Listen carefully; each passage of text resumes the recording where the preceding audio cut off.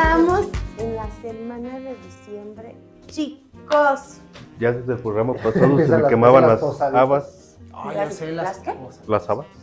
Por decir que ya estábamos en diciembre. No, Así es, Marco. Déjenlo. no entendí. Pero bravo. Bravo, bravo. ¿Cómo Es les que fue en desde su semana? desde el programa pasado se me quemaban las habas por decir que ya era diciembre. Diciembre. Pobrecito del Nutri lo ignoraron. Sí. Perdón, Semana. Muy bien, excelente. Ya, dice. Nutri. Estoy sufriendo de violencia, que es justamente una parte de nuestro tema. Hoy. Hoy. ¿Cuál es? Ay, me van a tener que cortar ahí, pero bueno. Es violencia intrafamiliar, afecto psicológico y alimentario. O sea, tranquilos, No, pero ya los trae así. Sí, pues, o así sea, nos primero trae. ya. Ah, Sí, ya. tema, Nutri. Tema importantísimo. Creo que muchas veces dejamos de lado el entender que la violencia intrafamiliar, tristemente, pues algo muy común en nuestra sociedad y algo como en nuestro país, pues trae como tal repercusiones a nivel obviamente psicológico y también alimentario. Entonces, este tema que vamos a abordar el día de hoy, yo creo que va a ser pues bastante ruido en la gente que nos escuche, porque tal vez no ellos directamente, bueno, sino el entorno que conocen, pues alguien puede estar pasando por esta situación de violencia intrafamiliar, que no necesariamente lo hemos dicho, la violencia tiene que ver con golpes, ¿no? Hay violencia psicológica, económica, al final que es algo que impacta de manera directa en la situación alimentaria y psicológica, pero principalmente pues en los niños, ¿no? En la parte de los menores. Entonces, pues un tema bastante interesante que pues vamos a tratar de echar rienda para que la gente, en primer lugar, pues se entretenga, se pueda entretener en este pequeño espacio y también caiga algo de información en ellos para poder abordar de mejor manera si están pasando por una situación como de estas que vamos a hablar. Así es.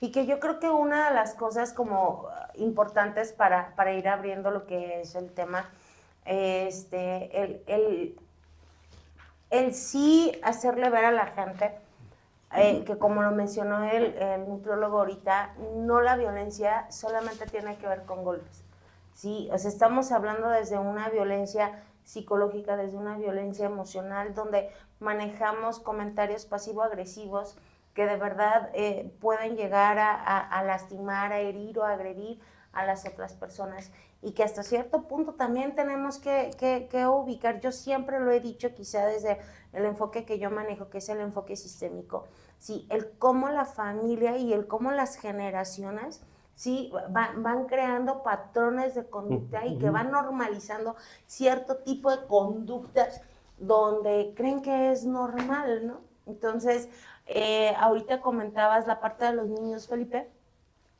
Recuerdo mucho alguna ocasión cuando me tocaba trabajar con niños y no falta el niñito que va y que le pega al otro niño y es como la parte donde recuerdo mucho las palabras de este pequeñito que decía, pero es que yo no le pegué tan fuerte, ¿por qué llora? Yo no le pegué. Yo no me hice así. Sí, apenas si lo toqué, ¿por qué está llorando? Entonces, muchas ocasiones no alcanzamos a visualizar como, más bien, a visualizar para poder estudiar el contexto en el que estamos y lo que estamos normalizando. ¿Por qué? Porque es bien triste cuando tú ves un contexto donde de verdad hay mucha violencia, no física, pero sí emocional, sí verbal, y que la gente lo normaliza. Pues ya incluso en el programa antepasado, que fue cuando hablábamos sobre la erradicación de la violencia contra la mujer, que mencionabas ahorita, en la parte de normalizar, y que incluso fue algo que mencionábamos mucho en ese programa, y que sí, al final de cuentas hay muchas conductas, muchas situaciones que mucha gente la ve como, no digamos sanas porque no es el término, pero sí la parte, sí, pues es que lo hice sin querer, o lo hice jugando, lo hice bromeando, o incluso llegar a, fue de broma, incluso llegar a justificar las acciones, Las porque, acciones del otro. porque incluso buscando información, leyendo un poco sobre todo esto, sí se manejaba y había un porcentaje que era más o menos como estoy hablando del 50-60%, en el cual personas, principalmente hombres, o en este caso vamos a decir los papás de familia, es el decir, pues es que lo que pasa que yo llegué a ese extremo. O sea, es que mi familia, mi esposa, mis hijos me hicieron llegar a ese extremo. Como la parte de justificar el hecho como tal, ¿no? Decir es que sí, o sea, sí lo hice. Y sí, soy así con mi esposa, soy así con mi hijo, pero es que ellos me lo provocan. Es que si ven que yo estoy enojado, ven que yo estoy molesto, ven que yo llego estresado del trabajo, etcétera, todavía llegando a la casa son más problemas. Pues ¿a poco tú no reaccionarías de esa manera? Entonces, sí es el deslindarnos a veces de, digámoslo así, ciertas responsabilidades y que a cierto punto se normaliza, pero también en este caso a veces la pareja lo toma como tal. Decir, no, pues es que sí es cierto, sí es que yo tuve la culpa porque pues yo lo vi cansado, yo sé que él trabaja todo el día, yo sé que su trabajo es pesado, es duro, y yo tuve la culpa porque todavía cuando llegó a la casa yo todavía no tenía la comida hecha, por ejemplo, ¿no? O yo todavía ahí voy con mis problemas cuando él quizás ya tiene demasiado. Entonces sí, yo me merezco lo que me hizo, o mis hijos se merecen también incluso lo que su papá le hizo, porque pues de antemano sabemos que él también tiene problemas. Entonces no nos damos cuenta y justificamos las acciones simplemente porque la otra persona lo hace ver de esa manera. El decir es que tú lo provocaste. Yo he escuchado a ejemplos de papás que el niño no se quiere jugar con el papá, llega cansado del trabajo, muy estresado, y no sé, el niño con cualquier situación, dicen por ahí la gotita que derramó el vaso, y el papá le grita al menor, lo llega a agredir física o este, psicológicamente, verbalmente, y es la parte de decir, ¿ya ves lo que provocas? Ya, si te das cuenta lo que tú provocaste que te hiciera, si te diste cuenta hasta qué punto tuve que llegar por tu culpa, entonces deslindamos responsabilidades, deslindamos hechos y es como al papá decirle, a ver, espérate, o sea, tu hijo no tiene la culpa de nada, sí estuvo en el lugar equivocado, en el momento equivocado, pero tampoco no justificar tus acciones o no te descargues, digámoslo así, emocionalmente, pues con tu familia principalmente, porque aquí entran todos, aquí es la parte de la misma violencia entre la pareja o padres de familia, hacia los hijos, con cualquier integrante hay que saber que esta violencia intrafamiliar es ante cualquier integrante de la familia, pueden ser los hijos, incluso puede ser hasta en situaciones de pareja como tal.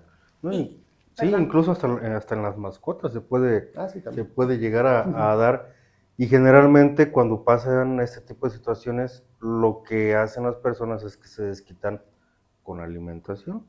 Porque realmente ya es como que ya me enojé, ya peleamos, ya gritamos, ya nos dijimos cosas o nos golpeamos y ya no tiene uno como, no sé si es como esa hambre o como esa parte de decir, ay, voy a comer porque me siento así, no, sino que antes al contrario, pues ahora no como del coraje que traigo.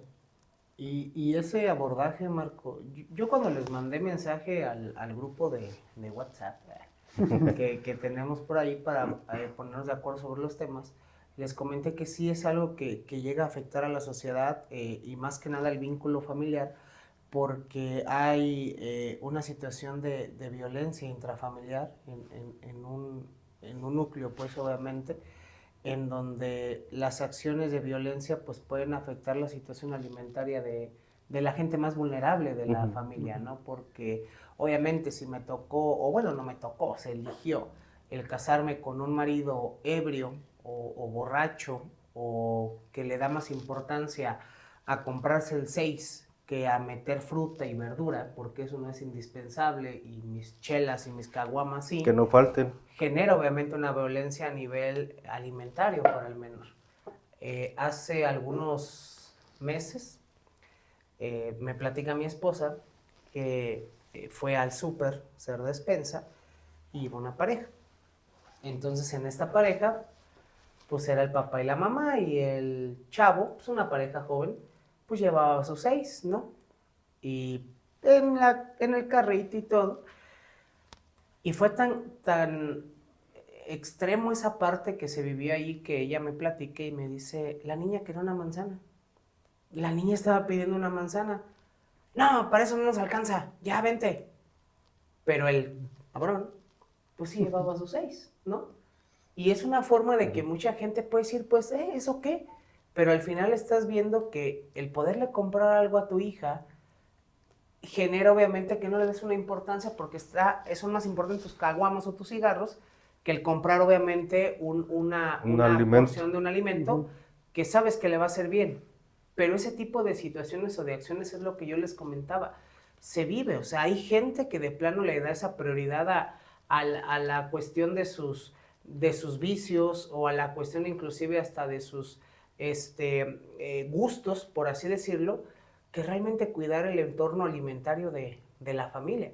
Y que son situaciones que al final marcan una situación de violencia, un castigo también inclusive con el hecho de que no vas a cenar porque pues no, te portaste mal, no vas a tener esa comida que pueda ayudarte. Te vas a tu cuarto y sin cenar. Y sin cenar, ¿no? O sea, en un contexto más extremo, pues llega a haber hasta golpes, ¿no? Y esa parte ya es lo que llega a que esa violencia verbal o psicológica se convierta en una violencia a nivel ya prácticamente de golpes.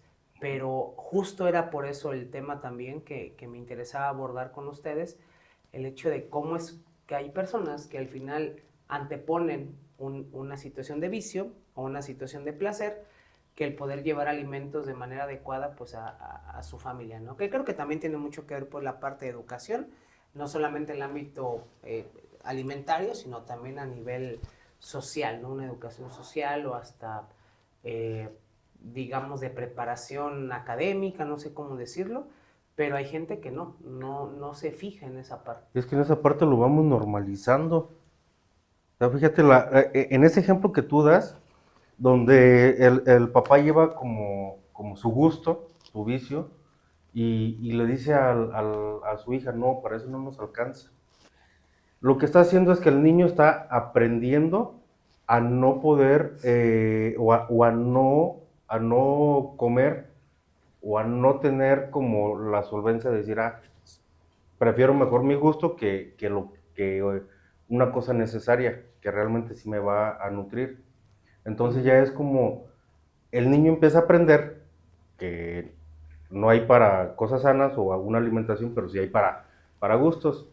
Y otra cosa es que a las personas, por ejemplo, este papá no lo alcanza a ver. No alcanza a ver la situación de que para la manzana no hay, pero para esto sí. O sea, no lo va a ver porque nadie se lo ha hecho ver. Y el impacto que pueda tener en la niña, o sea, ¿sí? a largo plazo. Es un condicionamiento donde la niña va a aprender, y es a donde la cultura nos está llevando, a donde la sociedad nos está llevando, y al final de cuentas se normaliza y se repite el patrón, perdón.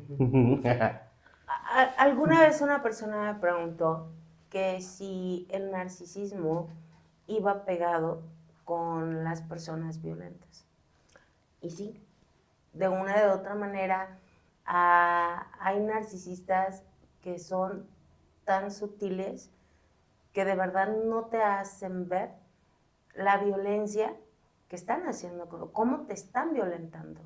Entonces, por ejemplo, en el ejemplo que comentabas, Marín, es como la parte de, sí es cierto, o sea, yo tengo la culpa, yo lo provoqué. Una persona narcisista, eso es lo que hace, ¿sí? El hacerte sentir esa culpa, y te está violentando desde ese punto. El ejemplo que pone usted, Nutri, desde el momento en la parte egoísta, donde yo no alcanzo a ver cuál es la prioridad, donde las necesidades de mi hijo tienen que estar antes, que a lo mejor el gusto por alguna bebida, ¿no? Desde ahí estamos como anteponiendo la necesidad que tengo, no la necesidad, es lo que yo quiero, ¿sí? Y yo sí me la merezco porque trabajé toda la semana y tú no. Así es. Ajá, sí, o sea, porque Recuerdo Sí, yo esto. mucho un caso que me llamó mucho la atención. Una pareja, tienen un hijo, solamente es un hijo. Esta pareja tenían parientes en Estados Unidos. Entonces el hijo ya estaba a punto de entrar a la prepa y pues requería de un teléfono celular. Pues precisamente para sus tareas y que ahora es esencial el teléfono celular en secundaria y prepa, ¿verdad? Que yo la verdad no lo creo tanto, pero bueno, dicen que sí. Entonces, pues no tenía esta pareja para comprarle el celular al niño. Y pues la familia le dice, no te preocupes, te lo mandamos.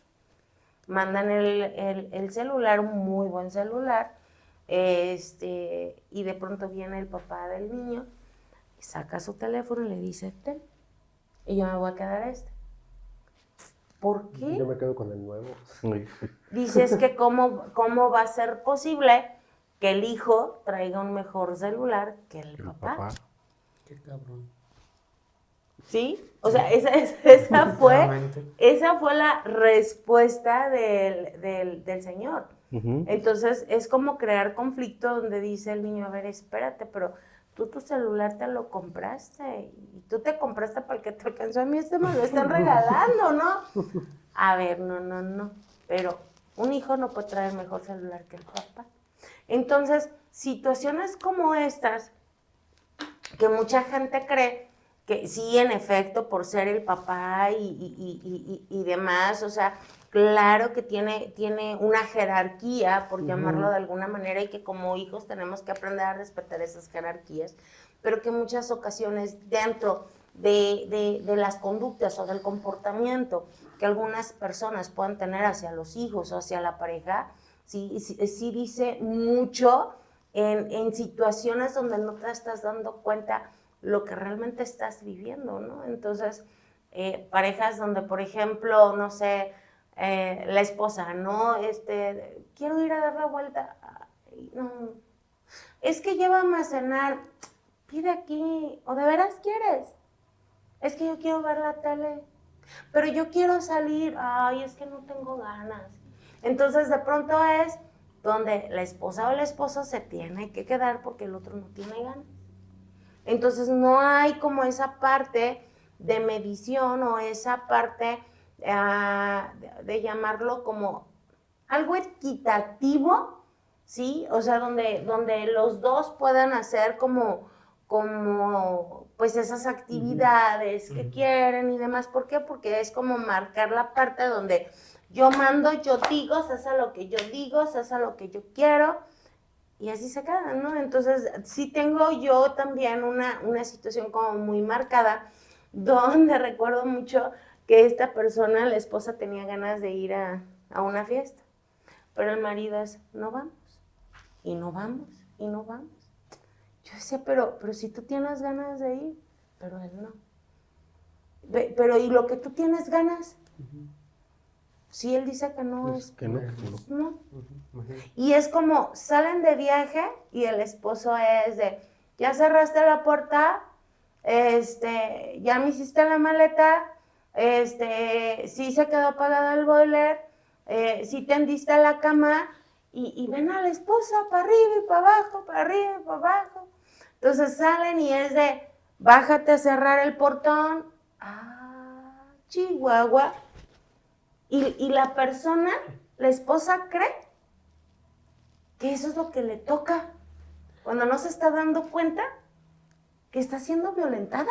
Y es que al final de cuentas, bueno, actualmente, pues sí, ahorita que lo estás mencionando, güey, se hace ejemplos de familias, de matrimonios así, que a lo mejor no puedes decir, bueno, pues yo lo veía más o lo escuchaba más por parte de mis papás, no sé, con mis abuelos, por ejemplo, ¿no? O generaciones más atrás, pero que al final de cuentas sigue habiendo este tipo de situaciones en la actualidad.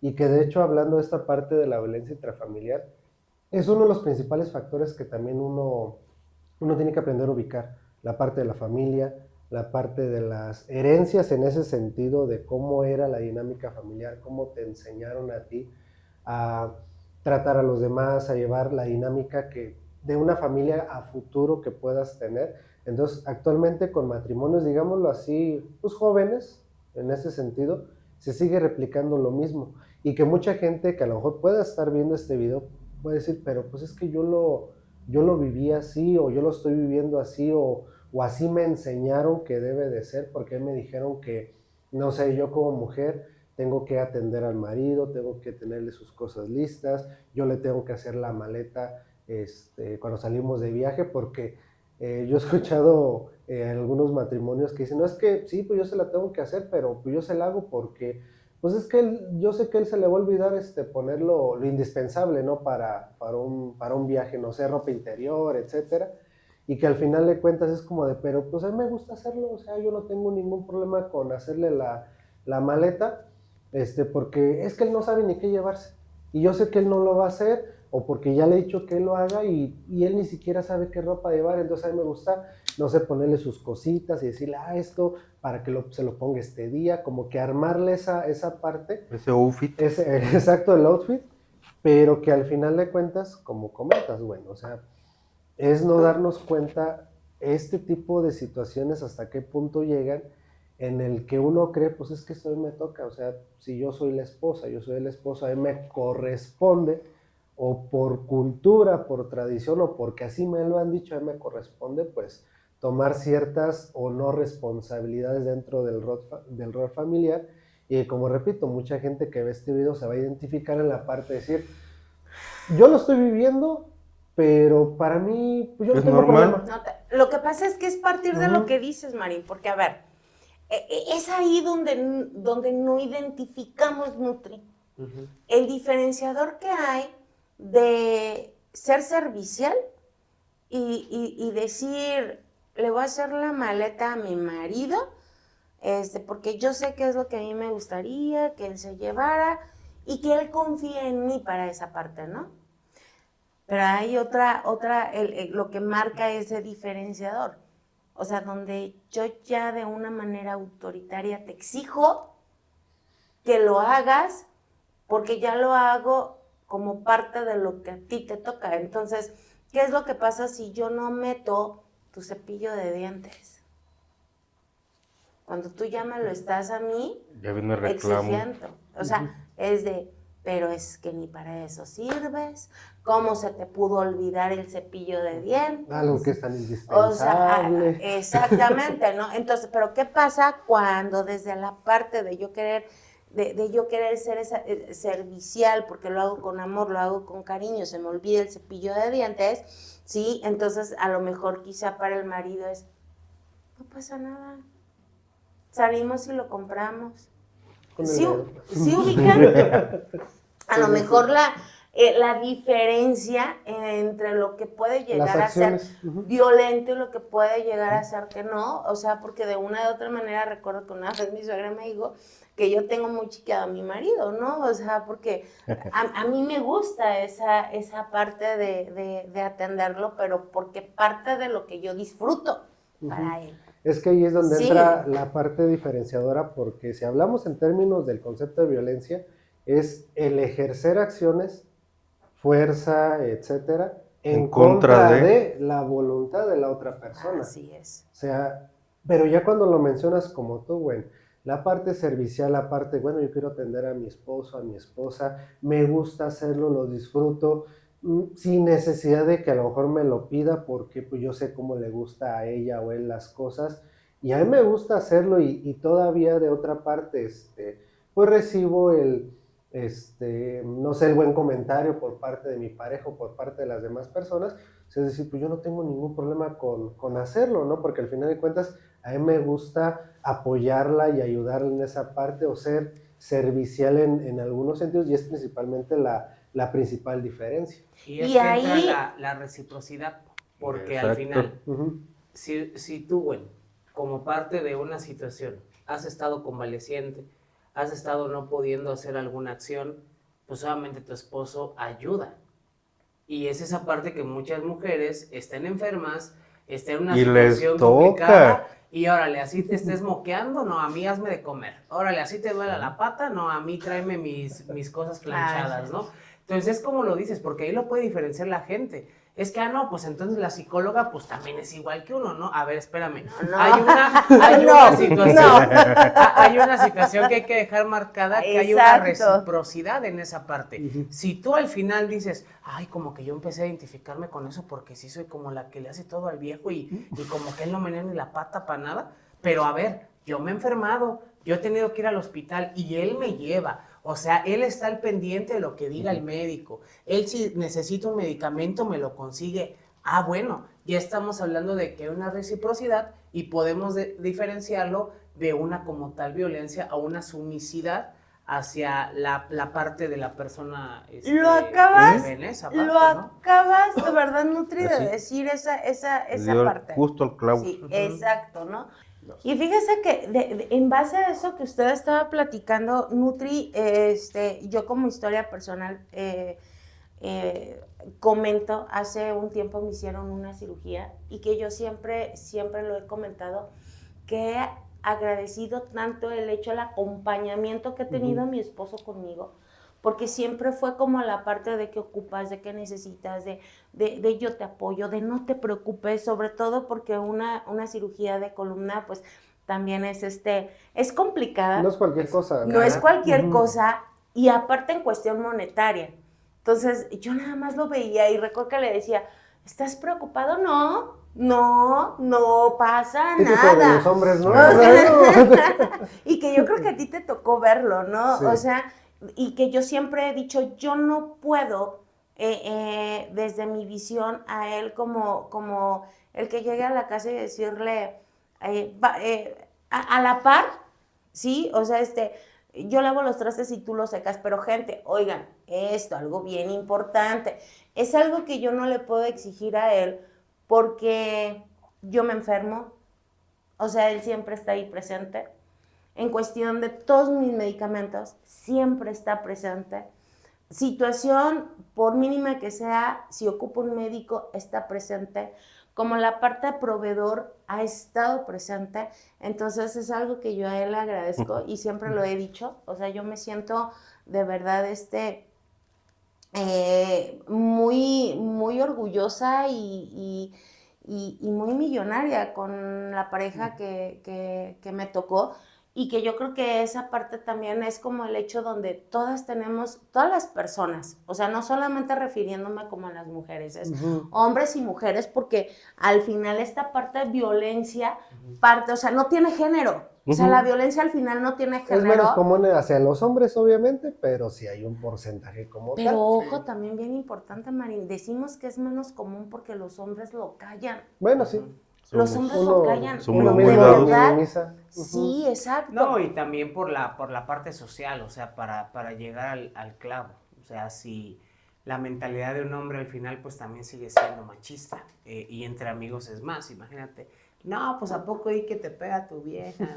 Sí, y tú no, a mí no, o sea, yo la traigo cortita y tú sabes que al final es con esa hombría, entre comillas, que no quieres verte como el débil entre tus amigos. Entonces, varias cosas que hemos abordado a lo largo del programa creo que entran en esa situación pues de toda la gente. Entender que al final la parte de violencia, como bien lo indicas, bueno, pues no tiene un género, no hay una situación de que solamente el hombre es violento, solamente la mujer es violenta. Y tener mucho ese enfoque, porque al final hablamos ahorita de patrones que mucha gente puede identificar que puede estar sufriendo, patrones de violencia verbal, violencia económica, violencia, obviamente bueno, no sé si decirlo la peor, pero la que te puede hacer un daño directo luego, violencia física, y en esas situaciones pues entender que todas las personas que ahorita en este tiempo que hemos hablado se han identificado, pues está en esa parte también de pedir ayuda, ¿no? No solamente en la parte terapéutica o en la situación, digamos, de su trabajo, sino también inclusive en la cuestión legal, porque muchas veces estamos a una rayita de que ese golpe pues, se convierte en algo más complicado, ¿no? Así es. Sí, y precisamente en esa parte que mencionas ahorita legal, ahorita mucho juzgado se ha puesto como en la parte de algún tipo de demanda, de preguntarle al perito en psicología o hacer mucho hincapié en que busque esa parte del tipo de violencia que de una parte o la otra se está ejerciendo. Y el juez lo menciona, o en los cuestionarios se menciona todo tipo de violencia que se tenga conocido, quién es el que la ejerce, quién es el que la recibe, o quién es propenso a ejercer la violencia, o quién es propenso a no, a recibirla de una forma como muy golpeada, se podría decir. Y esa parte en lo legal sí se le está dando mucho peso. Entonces, todo tipo de violencia es importante. Sí, la física es muy llamativa, es muy escandalosa porque ya se nota en un moretón, se nota A simple vista es más fácil, pues, en una identificar. fractura, sale sangre, pues sí, es como dices, a simple vista se identifica, pero la violencia psicológica y otro tipo de violencias que no se alcanzan a ver a simple vista también son muy fuertes. Entonces aquí tiene mucho que ver la forma en que la persona recibe o que es resiliente. Personas muy sumisas con baja autoestima van a seguir siendo sumisas y van a seguir normalizando pues es que pues eso es lo que me tocó vivir y me aguanto. Y personas que tienen una resiliencia más alta o que empiezan a crearla o que se empiezan a dar cuenta, créeme que van a saltar y ya no va a ser lo mismo donde voy a poder manejar a la persona o donde me van a poder manejar. Y al final de cuentas, gente que está viendo este video, como comenta Nutri, que se hayan sentido identificadas con una situación ya sea actual o de tiempo atrás, digámoslo así, o mismas personas que conozcan, y que todavía no tengan quizás tan claro el saber, ya después de lo que hablamos, el cómo identificar situaciones de violencia. Recuerdo que en el programa de la violencia contra la mujer, yo por ahí les pasé un tip. Ojalá que por ahí algunas personas lo hayan buscado, si no lo vuelvo a recordar. Simplemente googleen violentómetro, es un pequeño sticker en forma de termómetro en donde nos indica cómo la violencia desde una parte, digámoslo así, de broma, jugando, etcétera, los niveles que existen y hasta qué punto pueda llegar. Entonces, ubicar en qué línea estamos, en qué nivel del violentómetro nos ubicamos para poder tomar acción y tomar ciertas decisiones. Se las paso como un tip, no normalizar ese tipo de acciones. Y recuerden esta parte de que pues la principal diferencia entre las situaciones que ahorita comentamos del ser servicial con la familia, con la pareja, es que la violencia es el ejercer este tipo de situaciones en contra de la voluntad del otro. Si lo haces de manera consciente, si te gusta, lo disfrutes y que aparte hay esta parte recíproca en la pareja o con los demás, pues realmente no es violencia, simplemente es los actos que a ti te gusta hacer, las conductas que te gusta tomar y que de antemano sabes que son reconocidas, exactamente, se retribuyen y que te sientes cómodo ante ciertas situaciones. Así es. ¿Qué tema? Uy, y que yo creo que todavía tiene más trasfondo, ¿no? Sí, muchísimo. Recuerdo el tema sobre violencia que ya en algún momento habíamos tenido el año pasado, no sé si recuerdan, pero salió como más información, pero siempre va a haber más información, compañeros. Sí, y esto es una probadita de todo lo que la gente tiene que buscar, tiene que informarse, tiene que saber. ¿Sí? Pero... amigos, muchísimas gracias de verdad por otro programa más. A toda la gente que nos ve, gracias por seguirnos. Compartan, manita arriba. Compartan, ya saben, dándole esa manita arriba. Y bueno, pues... termina otro año más. Otro año más. Ya casi. Ya, sí, casi. Claro. Yo creo que el siguiente programa, nos vamos a venir ya con suétercitos navideños. Sí, ya se amerita, yo creo que sí. Okay. Ahora sí se amerita. Ya lo platicaremos. Pero chicos, gracias más por un episodio más. Nos vemos la próxima semana. Un episodio de La Consulta con los especialistas. ¡Oh, bravo!